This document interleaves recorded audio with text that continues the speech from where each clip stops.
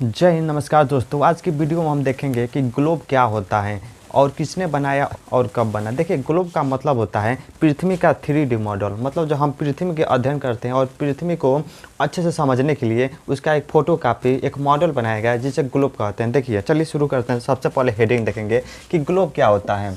सबसे पहले देखेंगे ग्लोब। देखिए, पृथ्वी को समझने के लिए जो मॉडल बनाया गया उसे ग्लोब कहते हैं, ग्लोब कहा जाता है। ग्लोब जो है, ग्लोब पृथ्वी का 3D मॉडल है। देखिए, जब 2D मॉडल बनाया गया तो उतना समझ में नहीं आ रहा था, इसलिए पृथ्वी को अच्छे से समझने के लिए पृथ्वी का 3D मॉडल बनाया गया जिसे ग्लोब कहते हैं। अब चलिए देखते हैं कि ग्लोब का निर्माण किसने किया और कब बनाया। देखिए, ग्लोब का निर्माण एक नाविक थे, उनका मतलब जर्मन के एक नाविक थे जिनका नाम था मार्टिन बेहराइम। मार्टिन बेहराइम, अंग्रेजी में वही नाम है, मार्टिन बेहराइम नामक जर्मन नाविक ने बनाया 1492 ईस्वी में। देखिए, पहले के समय में होता था कि आप किसी भी व्यक्ति को या कहीं भी यात्रा करना होता है या कहीं भी जाना होता है, कहीं भी जाना होता था तो पहले के समय में ट्रेन, एयरप्लेन मतलब नहीं होता था। लोगों को जब यात्रा करना होता था तो नाव के माध्यम से, मतलब समुद्र के रास्ते से यात्रा करते थे। रोड होता नहीं था, इसीलिए पृथ्वी को समझने के लिए उसका 3D एक मॉडल बनाया गया कि मतलब कोई भी देश कहाँ पर है, वहाँ तक जाने का रास्ता कैसे है, उसको समझने के लिए 3D मॉडल बनाया गया जिसे कहा गया ग्लोब। देखिए, जो ग्लोब है उसे जर्मन भाषा में इर्डाफेल कहा जाता है। इर्डाफेल का मतलब समझिए, मतलब होता है अर्थ एप्पल, जिसे हिंदी में अंग्रेजी में कहते हैं अर्थ एप्पल, यानी धरती का सेव कहा जाता है। सेव कैसा होता है? गोल होता है। अभी हम ग्लोब का संरचना बनाकर दिखाएंगे, तब आप लोगों को समझ में आएगा कि ग्लोब कैसा होता है। मतलब इसमें कहा गया पृथ्वी का सेव जैसा संरचना। ग्लोब बनाने का कारण क्या था? देखिए, ग्लोब बनाने का पूछेगा कारण क्या था तो सबसे पहले कारण देखते हैं। देखिए, पहले लोग सोचते थे कि पृथ्वी सपाट है। पहले के समय में लोग समझते थे कि पृथ्वी एकदम सपाट है, इसे सपाट है। लेकिन जैसे ही ग्लोब बना तो पता चला कि पृथ्वी गोल है। देखिए, लेकिन ग्लोब से पता चला कि पृथ्वी गोल है और पूछेगा कि पृथ्वी कैसी है? गोल। उसकी संरचना कैसी है? गोल। लेकिन लगाइएगा, देखिए बहुत जगह होता है पृथ्वी को जिगोट शेप के नाम से भी जाना जाता है।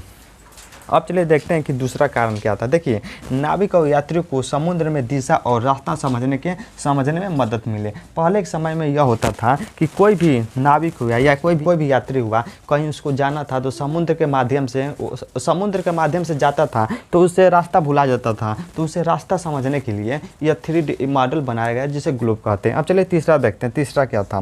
देखिए, 2D से कुछ समझ नहीं आ रहा था। मतलब 2D जो बना ना उतना सही नहीं था, लेकिन जैसे ही 3D बना उसका एक मॉडल रूप आया और बहुत ही लाजवाब, बहुत बेहतरीन तरीक़ा से काम करने लगा। तो 3D ग्लोब बनाना ज़रूरी था। कुछ भी समझ में नहीं आ रहा था तो इसीलिए 3D बनाना ज़रूरी था। चलिए अब ग्लोब का संरचना बनाकर देखते हैं कि ग्लोब कैसा दिखता है और ग्लोब पर कौन कौन सी लाइन होती है और ग्लोब क्या होता है, इसको समझते हैं पहले। तो चलिए अब ग्लोब की संरचना बनाकर समझते हैं कि जो पृथ्वी है वो कैसा है। मतलब पृथ्वी को समझने के लिए ग्लोब बनाया था, ग्लोब की संरचना कैसी है। देखिए, सबसे पहले देखिए हेडिंग, ग्लोब की संरचना, स्ट्रक्चर देखते हैं। देखिए, ये हो गया ग्लोब, जो पृथ्वी का 3D मॉडल बनाया गया ग्लोब। देखिए, जो ग्लोब है इस पर दो रेखाएं हैं, दो काल्पनिक रेखाएं, मतलब दो लाइन बनाया गया। जो ग्लोब बनाया गया ऐसे गोल, उस पर दो लाइन खींचा गया। एक लाइन होता है लॉन्गिट्यूड और एक होता है लेटीट्यूड। चलिए समझते हैं कि दोनों क्या होता है और ये लाइन क्यों खींचा गया। देखिए, ये लाइन खींचने का मुख्य कारण था कि पृथ्वी को अच्छे से समझने के लिए, मतलब कोई भी देश कहाँ पर है यह समझने के लिए ये रेखा खींचा गया, ये लाइन खींचा गया। लेकिन समझिए, ये लाइन काल्पनिक रेखा है, न कि हम और आप लोग कुदार ले जाकर पृथ्वी पर, मतलब कुदार लेकर खून का रास्ता बनाए हैं, मतलब लाइन बनाए हैं, ऐसा नहीं है। यह रास्ता पृथ्वी को समझने के लिए है, काल्पनिक रेखा है। तो देखिए, दो रेखाएं इमेजिनरी लाइन है, काल्पनिक रेखा है। देखिए, वो दोनों लाइन क्या होता है? देखिए, इस पर दो एकदम सीधा है, उसको बोलते हैं लॉन्गिट्यूड। देखिए, लॉन्गिट्यूड का मतलब समझ जाइए, देशांतर रेखा बोलते हैं, या फिर उसको लॉन्गिट्यूड को बोलते हैं वर्टिकल लाइन, ऊर्ध्वाधर रेखा के नाम से जाना जाता है, मतलब सीधा है। एक होता है हॉरिजॉन्टल, जिसको बोलते हैं लेटीट्यूड। देखिए, लेटीट्यूड लाइन या इसी को बोलते हैं हॉरिजॉन्टल लाइन। लेटीट्यूड का मतलब होता है अक्षांश रेखा और हॉरिजॉन्टल का मतलब होता है, इसी को लेटीट्यूड कहिए या हॉरिजॉन्टल कहिए, बात एक ही है, मतलब क्षैतिज रेखा। इस पर दो रेखा है। देखिए, जितने भी देश हैं वो, ये मान ली कोई हो गया लॉन्गिट्यूड लाइन, यह हो गया लेटीट्यूड लाइन, यह हो गया लॉन्गिट्यूड और ये हो गया लेटीट्यूड। जब ये दोनों रेखाएं आपस में मिलेंगी तो चारों तरफ एक जाल की जैसा संरचना बनेगा, जिस जाल को कहते हैं ग्रिड के नाम से जाना जाता है। जितने भी देश हमें देखने को मिलते हैं वो 3D मतलब ग्लोब में हमें जितने भी देश हमें देखने को मिलेंगे सब इसी ग्रिड के अंदर बीच में रहते हैं। इसके अंदर इस ग्रिड के अंदर जितने भी 200 से अधिक पृथ्वी पर देश हैं वो सब देश इसी के अंदर देखने को मिलते हैं। इसी में हम देखेंगे कि भारत कहाँ पर है और उसका लोकेशन मतलब कहाँ पर है और कहाँ से शुरू होता है, किस डिग्री और कितने डिग्री और कितने मिनट से शुरू होता है, इसको हम समझेंगे। लेकिन चलिए पहले इसको और अच्छे से लाइन को समझ लेते हैं। देखिए जो देशांतर रेखा है वो एकदम सीधा होती है। देशांतर मतलब लॉन्गिट्यूड या लॉन्गिट्यूड का ये या फिर इसको वर्टिकल मतलब कह सकते हैं, मतलब सीधा रेखा है। और जब ऐसा है तो उसको बोलते हैं लेटीट्यूड या इसी को बोलते हैं हॉरिजॉन्टल। हिंदी में अक्षांश रेखा के नाम से जाना जाता है। इसमें दोनों बनाकर दिखा दिए हैं, एक होता है अक्षांश और एक होता है देशांतर रेखा। तो आप लोग समझ गए होंगे कि देशांतर और अक्षांश रेखा क्या होता है। देखिए अगर पूछेगा, अब चलिए समझते हैं कि अगर पूछेगा कि सबसे लंबी या सबसे बड़े जो देशांतर रेखा है उसका नाम बताओ, या फिर जो सबसे बड़ी अक्षांश रेखा है उसका नाम बताओ। चलिए अब इसको समझते हैं कि कौन सा रेखा पृथ्वी के किस डिग्री और किस एंगल से शुरू होता है, उसको समझते हैं। तो अब चलिए ग्लोब का संरचना बनाकर समझते हैं और अच्छे से बिल्कुल आसान भाषा में समझेंगे। देखिए जो ग्लोब है पृथ्वी का स्वरूप 3D मॉडल उसको ग्लोब कहते हैं। देखिए उस पर 2-3 रेखाएं काल्पनिक है। अगर पूछेगा कि बताओ सबसे लंबी भूमध्य सबसे लंबी लेटीट्यूड लाइन, मतलब लेटीट्यूड का मतलब समझिए अक्षांश रेखा कौन सा है, तो लगाइएगा इक्वेटर, जो ग्लोब के 0 डिग्री मतलब एक ग्लोब को बीचों बीच से गुजरती है। जब जैसे ही बीचों बीच से गुजरती है जो ग्लोब है उसे 2 भागों में बांट देती है। ऊपर वाला हो जाता है नॉर्थ हेमिस्फीयर, दूसरा और नीचे वाला हो जाता है साउथ हेमिस्फीयर। ऐसे कहकर यहाँ पर 0 डिग्री है, मतलब पृथ्वी ग्लोब के बीचों बीच में निकलता है। उसके जैसे ही ऊपर आएंगे तो 1 डिग्री 2 डिग्री ऐसे कहकर एकदम जब पूरा ऊपर पहुँच जाएंगे इसके ऊपर तो 90 डिग्री। जैसे ऊपर जाएंगे तो हो जाएगा 90 डिग्री नॉर्थ हो जाएगा। ये नॉर्थ वाला है जिसको बोलते हैं नॉर्थ हेमिस्फीयर। जो इक्वेटर होता है एक ग्लोब को 2 भागों में बांट देता है, ऊपर वाला नॉर्थ और नीचे वाला साउथ। ऐसे अब जैसे ही नीचे आएंगे तो नीचे भी आएगा 1 2 3 4 5, नीचे भी तक आएगा 90 डिग्री साउथ। ऊपर जाएंगे नॉर्थ, नीचे आएंगे साउथ। इसी को बोलते हैं साउथ पोल के नाम से जाना जाता है, साउथ पोल। और ऊपर वाला नॉर्थ पोल के नाम से जाना जाता है।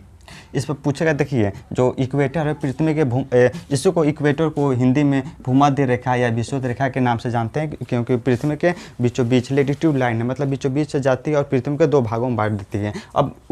अब सेम वैसे ही एक पूछेगा कि सबसे लंबी लॉन्गिट्यूड लाइन बताओ, मतलब वो कहाँ से गुजरती है। देखिए जो ग्लोब हो गया, ग्लोब में एक लॉन्गिट्यूड लाइन आती है जिसका नाम है प्राइड मेरिडियम के नाम से जाना जाता है, जो 0 डिग्री, ये भी मतलब 0 डिग्री मतलब पृथ्वी के बीचों बीच से नहीं कहा जाए, मतलब ये भी मतलब समझिए 0 डिग्री से गुजरती है। और ये भी मतलब 2 हिस्सा, ये भी ग्लोब के 2 भागों में बांटती है। ये भी ग्लोब को 2 भागों में बांटती है। इधर वाले राइट साइड को बोलते हैं ईस्ट वाला, जो पूरब की तरफ है इसे बोलते हैं ईस्टर्न हेमिस्फीयर, और जो पश्चिम की तरफ है इसे बोलते हैं वेस्टर्न हेमिस्फीयर। इसीलिए जो होता है प्राइम मेरिडियम, ये भी पृथ्वी के 2 भागों में बांट देता है, एक पूरब की तरफ एक पश्चिम की तरफ। ये भी जो ग्लोब होता है उसके बीचों बीच से गुजरता है, जो इंग्लैंड में जगह है ग्रीनविच से गुजरता है। पूछेगा सबसे लंबी लॉन्गिट्यूड लाइन बताइए, तो लिखिएगा प्राइड मेरिडियम, जो पृथ्वी को 2 भागों में बांटता है। उसके बाद पूछेगा सबसे लंबी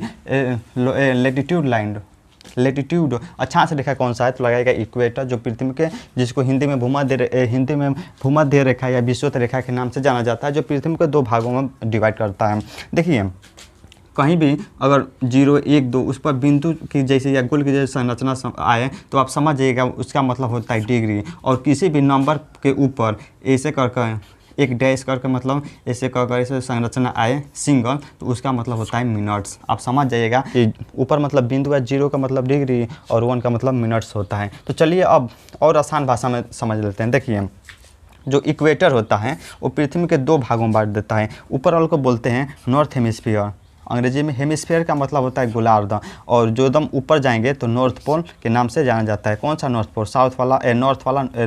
नॉर्थ वाला पोल के नाम से जाना जाता है। अब जब नीचे आएंगे, जैसे ही नीचे, तो इसको बोला जाता है साउथ हेमिस्फीयर। साउथ हेमिस्फीयर का मतलब होता है गोलार्ध। नीचे आएंगे तो साउथ पोल के जाना जाता है, साउथ पोल के नाम से जाना जाता है। ऊपर नॉर्थ पोल, नीचे साउथ पोल। इक्वेटर होता है, पृथ्वी के 2 भागों में बांट देता है।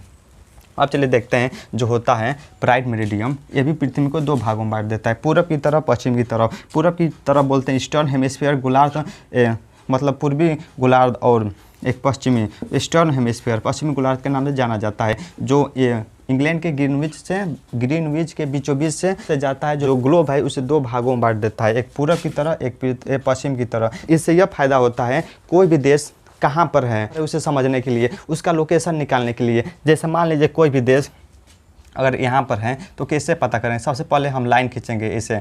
यह कौन सी लाइन है? लेटीट्यूड। इसके बाद लॉन्गिट्यूड। माने कोई देश यहाँ पर है तो अब हमें इक्वेटर है, इक्वेटर के नीचे वाला से हमें मतलब नहीं है, इक्वेटर के नीचे वाला से मतलब नहीं है। और जो ये वाला है लॉन्गिट्यूड, इससे हमें मतलब नहीं है। अब लॉन्गिट्यूड और इसी के बीच में देखा जाता है कि मतलब ये देश कहाँ पर है। मतलब कोई भी देश की लोकेशन निकालने में आसानी होता है। जो ग्लोब होता है उस पर और भी रेखाएं होती है। 0 डिग्री से निकलती है, उस रेखा को बोलते हैं इक्वेटर, जो पृथ्वी को नॉर्थ और साउथ में डिवाइड करती है। और एक होता है प्राइड मेरिडियम, जो पृथ्वी को पृथ्वी के पूर्व और पश्चिम में डिवाइड करती है। तो चलिए अब देखते हैं कि पृथ्वी पर और भी रेखाएं होती हैं, उसको समझ लेते हैं। देखिए, एक होता है इक्वेटर। ए का मतलब समझिए इक्वेटर 0 डिग्री, जो पृथ्वी के बीचों बीच से गुजरता है। और पूछेगा कि और भी 1-2 रेखाओं का नाम बताओ, तो देखिए, एक होता है पृथ्वी के साथ 23 डिग्री हाफ।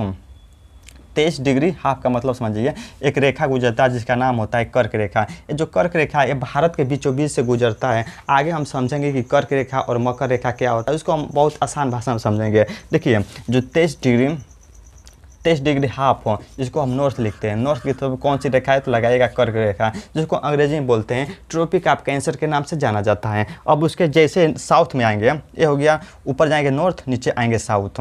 तो साउथ में जाएंगे 23 डिग्री हाफ पर एक मकर रेखा जाती है, जिसका अंग्रेजी में नाम है ट्रॉपिक ऑफ कैप्रिकॉर्न के नाम से जाना जाता है। इसको हम आगे समझेंगे दोनों को कि मकर रेखा और कर्क रेखा क्या होता है, और मतलब इसका मतलब क्या होता है, और इसके रेखा रहने से क्या फ़ायदा होता है, इसको हम समझेंगे आगे के वीडियो में। दोस्तों, कल के वीडियो में हम समझेंगे कि भारत कहाँ से शुरू होता है और कहाँ से ख़त्म होता है। मतलब देखिए, कल के वीडियो हम शुरू करेंगे जो इक्वेटर है, या जिसको बोलते हैं लेटीट्यूड लाइन। जो लेटीट्यूड लाइन है ऐसे लाइन, और जो लॉन्गिट्यूड लाइन है देशांतर रेखा, मतलब उसके बीच में भारत है। मतलब कहाँ से शुरू होता है, मतलब भारत का लोकेशन कहाँ से है और कहाँ ख़त्म होता है। लॉन्गिट्यूड देखेंगे ऊपर से कहाँ से आता है और नीचे कहाँ ख़त्म होता है। और लॉन्गिट्यूड हो गया, उसके बाद लेटीट्यूड देखेंगे, ऐसे देखेंगे मतलब ऐसे भारत कहाँ से शुरू होता है और कहाँ ख़त्म होता है। मान लीजिए ग्लोब पर 200 से अधिक देश है, तो सब देश का हमें नहीं मतलब है, हमें भारत से मतलब है कि भारत कहाँ से शुरू होता है, कहाँ ख़त्म होता है। और जो होता है कर्क रेखा, ये भारत से बीचों बीच से गुजरता है। मकर रेखा नहीं गुजरता है। इक्वेटर जो होता है ये भी भारत से नहीं गुजरता है। आगे के वीडियो हम समझेंगे बहुत आसान भाषा में। तो जय हिंद, नमस्कार दोस्तों।